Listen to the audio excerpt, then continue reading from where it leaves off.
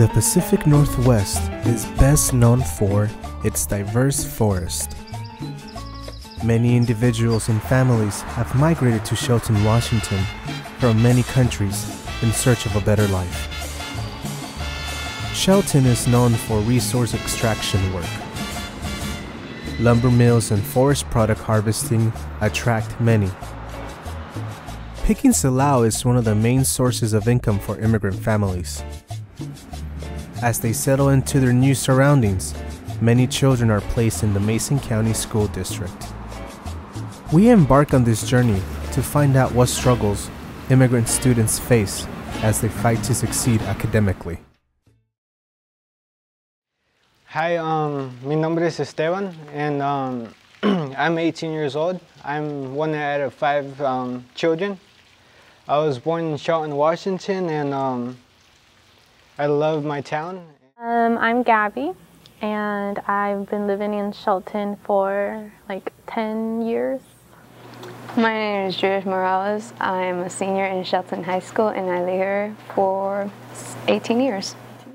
Hi, my name is Alison de Mendez. I'm the ELL teacher at Shelton High School, and I work principally with Latino students from Mexico and Guatemala. My name is Marianne Thomas, and I am a paraeducator here at school. Here in high school, like my experiences, like in Oakland Bay, the other school we had, there's like no like Latino clubs, or there was no like a group for Latinos and stuff. And coming here, like I've gotten help from the Spanish teacher, and I've liked it here in my school and stuff, like with the Latino kids and all that stuff. The biggest challenge they have is their language barrier. The language barrier is so difficult when it comes to testing. Testing that matters. The big tests that they have, the HISP tests, which are required in order to graduate. There is such a barrier. And when they're taking the tests, we cannot help them. We cannot interpret anything. We cannot read anything for them. We can't answer any questions. They can't use any calculators. They can't use, not calculators, but things to help them translate. The only thing they can use is a dictionary for writing or of that sort of thing. One person that I know, like he came from Mexico a couple years ago. He had trouble like learning a new language, and he just started falling behind and failing, and I don't know if he's going to graduate or not. In their classrooms, one of the things that really is difficult for them is to keep up with the others, with the teachers, because the teachers are teaching at such a fast pace, and the teachers cannot afford to stop and wait for students. They have to just keep on going and keep the class going, and a lot of times the students really get lost. If they don't know what they're doing, or if there's not someone there to help them, they are lost. The only support system I see in Latino for the Latino kids is just for the ELL or ESL, that's what it's called. Ms. Mendez is the only teacher that helps kids who doesn't speak like English or Spanish. She tried her best to help them, and that's very good of her. I don't think there's like a huge support system, or like, yeah, because I know there's a lot of students that they're not motivated enough to do well in school, and so like some have just dropped out and do bad in school, and so if there was more support for them, I feel like they wouldn't drop out. Sometimes we'll have teachers that really work with them really well, that will provide extra things or try to get things in Spanish for them, or try to find things that would really help them. But there's some that are not helpful. And sometimes they are just the opposite. They are, but I don't know how to say it, where they are kind of antagonistic sometimes, once in a while, and they'll say something and put in a little jab, well, they should be here, they should know English, they should, we've had that many, many times. Or they'll just ignore, or they'll just, oh, well, you teach them, And so it's sometimes, that's kind of a hard one. That's pretty tough. More than the design of the program, the teacher has to be interested in the students and care about them. Because I'm sure all of us have had teachers where we felt that the teacher was not interested and didn't care what we did or if we passed the class or anything. I mean, if your teacher doesn't care about you and it's obvious, what's the motivation for you to do a good job, for you to learn, unless you really have super intestinal fortitude and can do it for yourself? But lots of kids can't do that. And the other thing is, we have to understand their culture. Because without understanding where they came from and how they think about issues or things, or even simple things like a handshake, they're not going to be comfortable in the classroom. And that happens a lot out in the regular classrooms. The teachers don't understand. The number of immigrant students with limited English ability, commonly referred to as English language learners, being enrolled in schools throughout the United States, it's growing rapidly.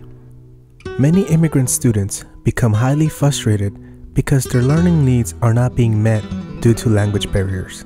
Anxiety levels are exacerbated by unreasonable expectations, which explain why dropout rates among immigrant students have increased. Diverse language backgrounds need to be embraced and more appropriately utilized in the school system throughout the country. Something I'm really proud of about the high school is not the high school, it's the students. I truly love my students. They're amazing, and here I'm going to get all teary-eyed and everything. They are the most incredible kids in the world. They don't have enough to eat. They don't have enough money. They have to worry from month to month if they have a place to live. They have to worry about immigration coming and picking them up. One day immigration came to town, and they went doing a raid and this complex. And all this complex, all the Guatemala's family living there. That day, all the kids not came to school because they're afraid. So I went to check it out. What happened? We missed 45 kids, 50 kids, 60 kids. So I went to see what happened.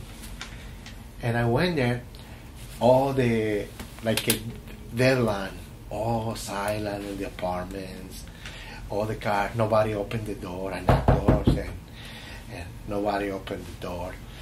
I see for a window, I see the kids hiding underneath the bed. Hiding. And that's the sad things, that kind of phrase. I have faced several problems as a Latino student because, like I said earlier, my parents are migrated from Guatemala, and my sophomore year, my dad was arrested and held in a detention center for 3 months, and I had the job after school, and it was a lot of stress, and me and my mom had to, those 3 months my dad was gone, it was really hard with the schoolwork and homework, and everything was hard, and it was a lot of pressure. We had other things like the bills, the rent, all that stuff. It was hard to do. A lot of times they don't have the opportunity to do homework because sometimes some of the students leave here and they go to work. Sometimes they work late into the night. Sometimes they work all night long. So we've had students where they work until 5 o'clock in the morning, come home, shower, and then come straight to work, straight to school. And so it's many, many different things. There's times where students haven't eaten anything. And sometimes when you don't eat, sometimes that doesn't allow your brain to function very well. And sometimes they just can't think. There's sometimes they have to fight their families in order to be able to come to school because the parents want them out working, earning money. I've had a few where they actually had to leave the home in order to be able to come to school because the parents were adamant that they go out and work. And so, they face so many different challenges, many, many different ones. We have people who just don't believe that school resources should be spent teaching these kids. In fact, the other day, a student was in here getting help, and another student walked by outside the door and said, "I don't know why we have to teach them. Why can't they just speak English?" And of course we called him on it right away. I went to that student's teacher and said, "This is not okay," and she supposedly spoke to him. But it's a prevailing attitude. The kids have so many obstacles in their path. I know that other students that couldn't adjust as well, they had problems. Like one of my friends, when she's like presenting in class, she gets really nervous because she still has like a really thick accent. And so she feels like when the teacher makes her repeat things over and over again, makes her feel like the teacher's like kind of like attacking her, like why would she make me repeat it? She knows that I can't really say those words well. So these kids have problems in the schools. They want to be accepted like a 100% American, but they're rejected because they're looking like a Spanish. I don't know if it happened to you. When nobody's interested in the students, how do they progress? That shows their amazing, incredible fortitude, because they come back every day, and attendance is really great. I mean, they just come back because they want to learn, they want to graduate.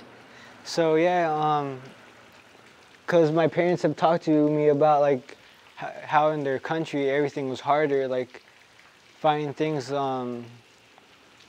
where you're gonna live, what you're gonna eat. Like I wouldn't want to be down there where they came from.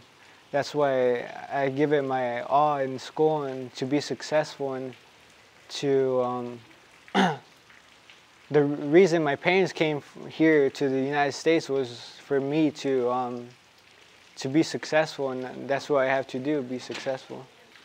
Yeah. One of my biggest motivation, I think it's my parents also. Just because, I mean, I don't think it's easy to like move to a whole new different country just so your children could have a better future. So I just want to make them proud. My motivation is to be positive.